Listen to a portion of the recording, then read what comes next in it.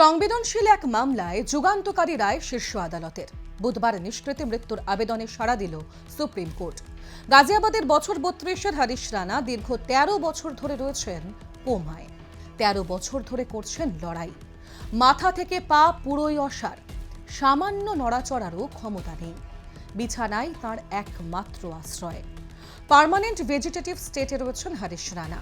তাকে এই অবস্থা থেকে মুক্তি দিতে চেয়ে তাঁর মা বাবা শীর্ষ আদালতে তাঁর নিষ্কৃতি মৃত্যুর আবেদন করেছিলেন। যদিও তখন দেশে নিষ্কৃতি মৃত্যু ছিল অবৈধ। 2018 সালে সুপ্রিম কোর্টের প্যাসিভ ইউথেনেশিয়াকে আইনি বৈধতা দেওয়ার পরে তৈরি হয় গাইডলাইন।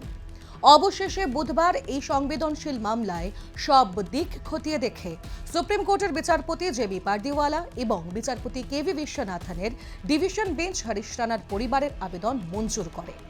2018 সালে গাইডলাইন তৈরি হওয়ার পরে হরিশ রানার ক্ষেত্রে প্রথমবার অনুমোদন পেল নিষ্কৃতি মৃত্যুর আবেদন।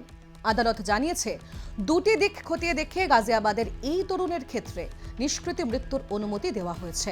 হরিশের চিকিৎসা ব্যবস্থার গতি প্রকৃতি, রোগীর পক্ষে কোনটা সবচেয়ে ভালো। একই সঙ্গে আদালত জানিয়েছে, একজন ডাক্তারের দায়িত্ব রোগীর চিকিৎসা করা।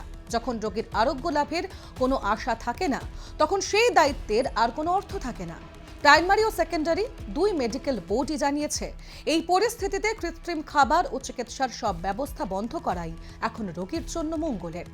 বিচারপতি জেবি পারদিওয়ালা এবং বিচারপতি কেভি বিশ্বনাথনের ডিভিশন বেঞ্চ উল্লেখ করেছে, রানার পরিবার, বিশেষ করে তার বৃদ্ধ মা বাবা বছরের পর বছর ধরে নিঃস্বার্থভাবে ছেলের যত্ন নিয়েছেন, তার পাশে সবসময় থেকেছেন।